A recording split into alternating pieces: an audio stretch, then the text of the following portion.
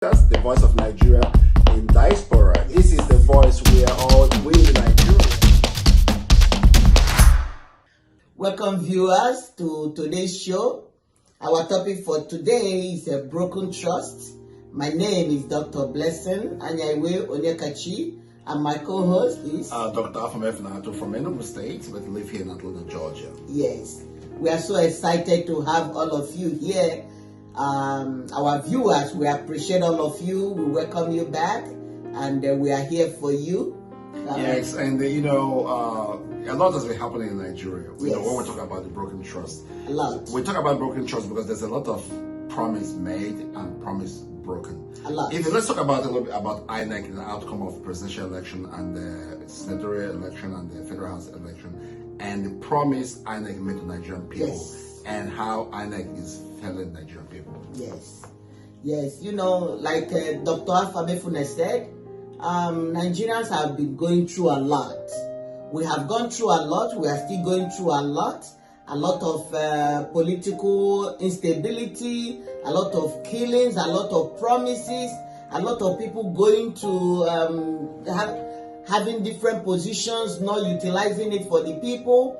People are voting in every year, every 4 years, voting people in, thinking that they will be well represented. A lot of hunger, a lot of mistrust, a lot of broken trust in Nigeria. Yeah, you see, Dr. Blessing, the thing is this, because when we talk about obedient movement and we see a lot of people emerging on elected position, and some people never expected that they will be holding such a prominent position in our democratic process.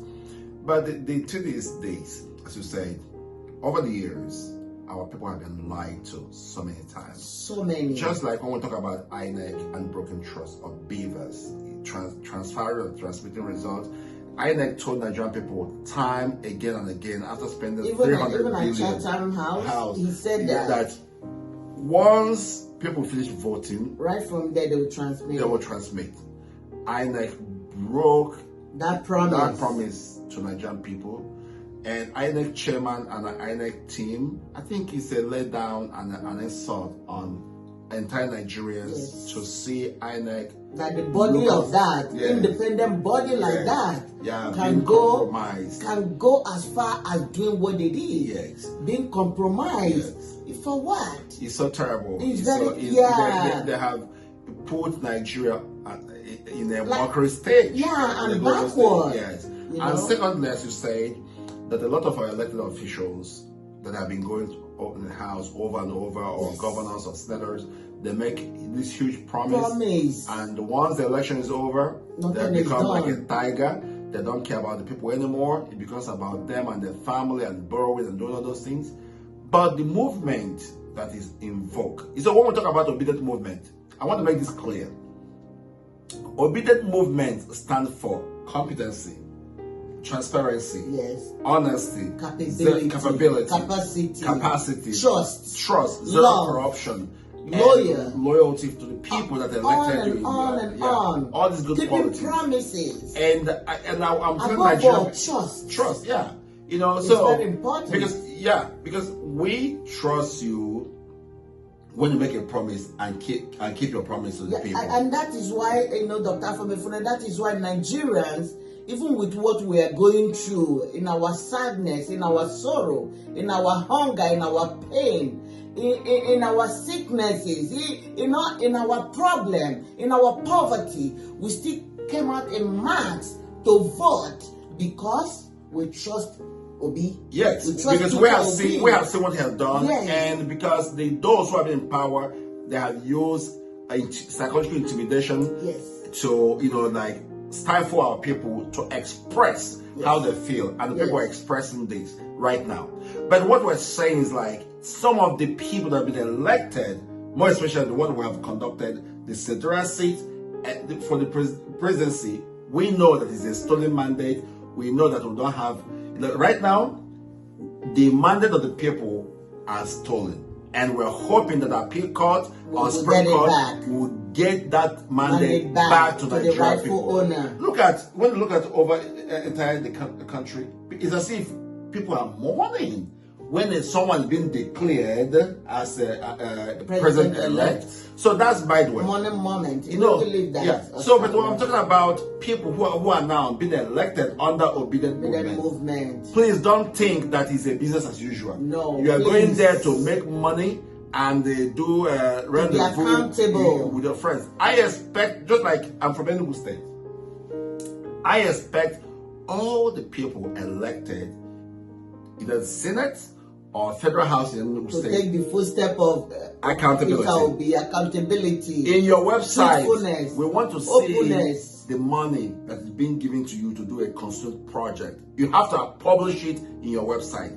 We want to see how you're using that money to develop the community step by step. We don't want Abuja just based senator or a house member. We want you to come home. We want you to be very close to the people. We want you to start having a town hall. You want to know what our people let your people know you. Yes. And know your people. If you don't do it, please. Next 4 years, we'll vote you out. We really want you to know your people and your people to know you. That's what we do here in America. Yes, you really need to come back home and help your people. If you don't know them, you don't know what they are going through. By the time you come back home, you know what they are going through and you'll be able to help them. Look at it. What will it profit us if we get into the office, we squander all the money or we put all the money in our pocket?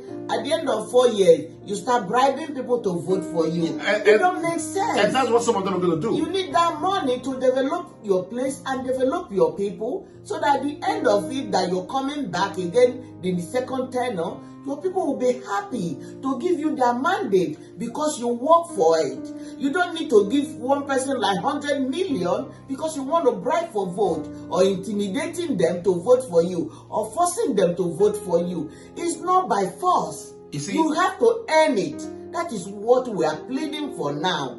If you're going in there, please make sure you're going there to represent your people. You're going there to represent your constituency, your village, your local government, the state, and the federal entirely. Let me say this in Dr. Blessing, because as we get towards State House of Assembly and governorship election in Nigeria,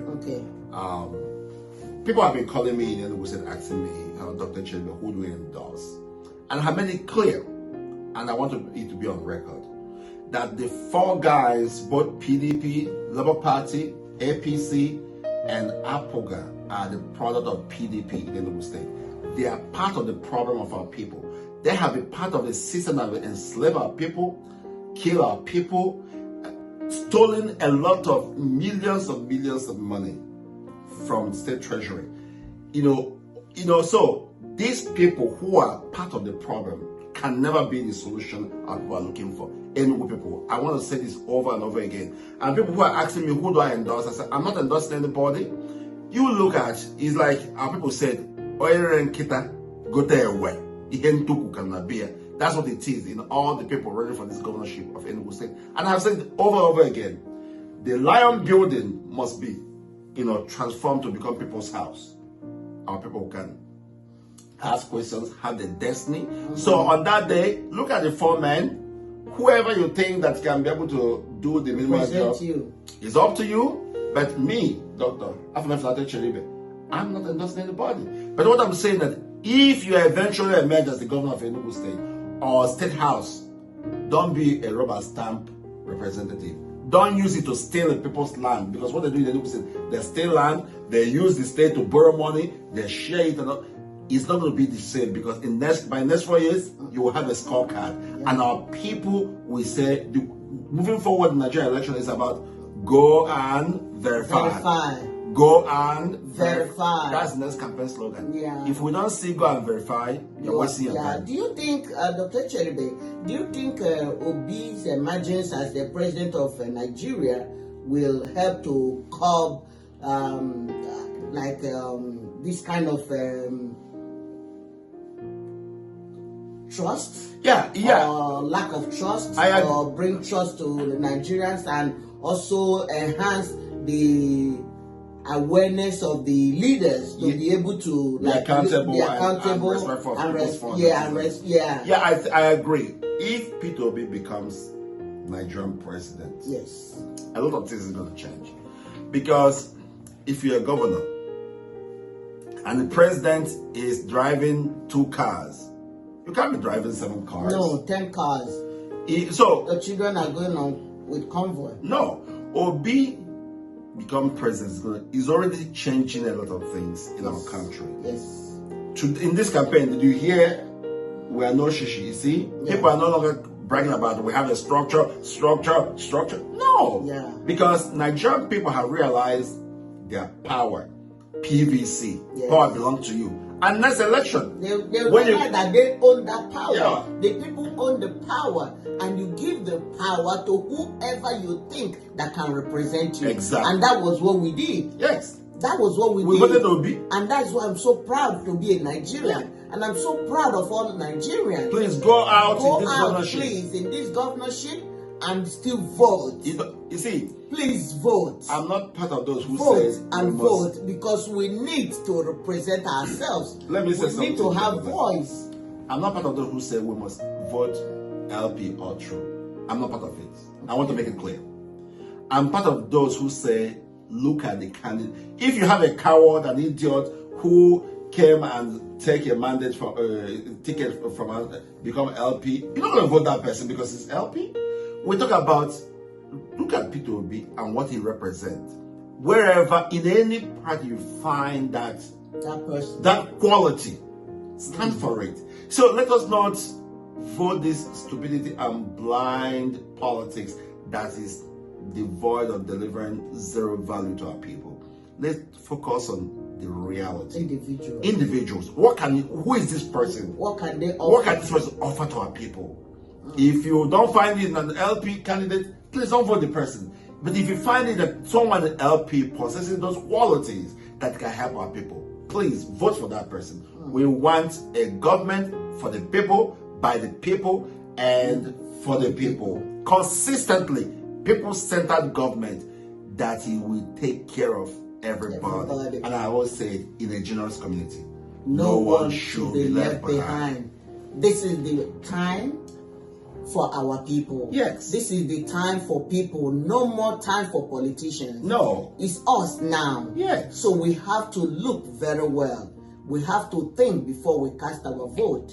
We encourage everyone to come out en masse like before and still vote. Vote. Please vote. Yes. That with that anger, with the frustration, vote for the right candidate. Ballot box. It's time for you to and enjoy. Stand there and make sure that it's transmitted. It's time for you to enjoy what that country has to offer, because the country has so much to offer. Yes. That is why I'm so proud of the youth. I'm so proud of the young, the old, that came out in masses and voted for Obi. I am so proud of all of us.